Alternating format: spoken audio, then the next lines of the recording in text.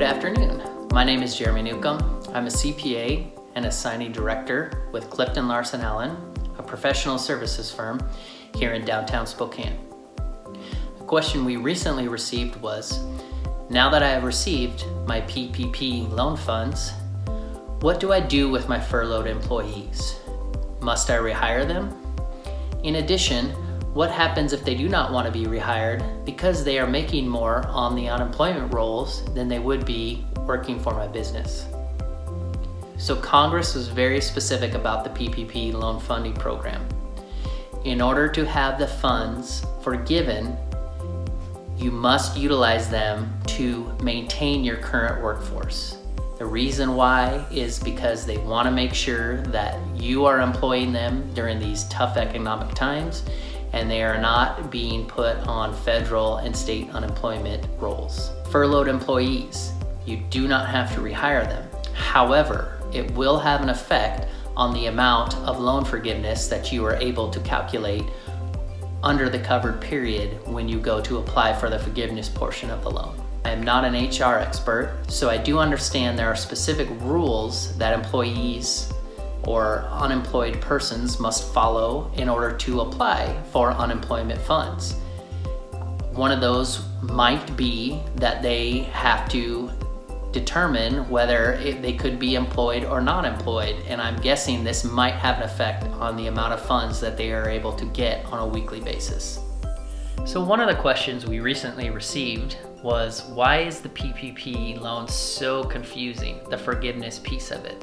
So what you got to remember is that there's a 4-part test that you must apply to determine the forgiveness portion of your PPP. The first was, did you expend all of the loan funds on allowable costs? The second being, did you pay more of the funds for payroll and payroll-related expenses versus non-payroll items? Third being, did you increase or maintain your current FTE levels during the covered period?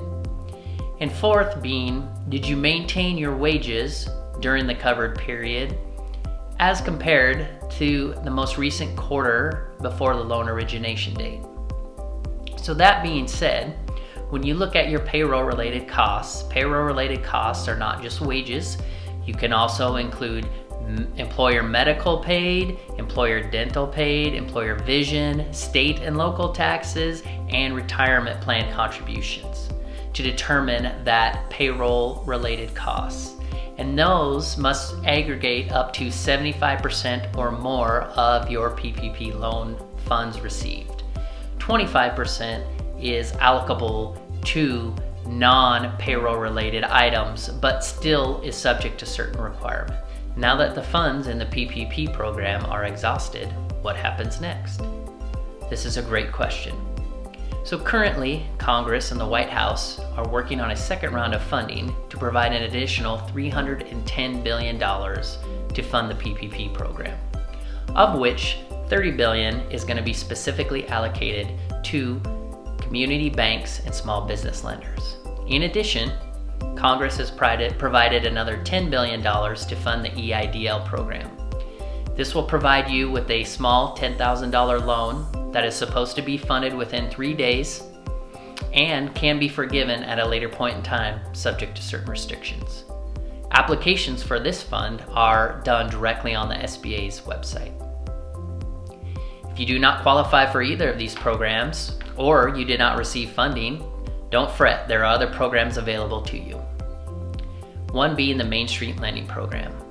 Congress set aside $600 billion in funds to be provided to small business and medium-sized businesses in the form of loans. A minimum of $1 million up to a maximum of $25 million or 4 times your earnings before interest, taxes, depreciation, and amortization.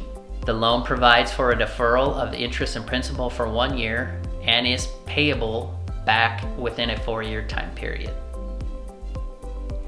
There are also some refundable credits available to you. One being the deferment of the Social Security tax that would be paid by the employer for employees between the time period of March 27th, 2020 and December 31st, 2020. Now, this is only a deferral. It is not a forgiveness. So you will have to pay back these funds, 50% in 2021 and 50% in 2022. Businesses also have the ability to apply for what is called a quick refund, where they are supposed to get their NOLs that they can carry back within 90 days of applying for that. In addition, there's been some suspension of business loss limitations, as well as some business interest deduction limitations. If you need any help with these calculations, please reach out to your professional advisors, to the DSP, or to myself, and we can help walk you through this process.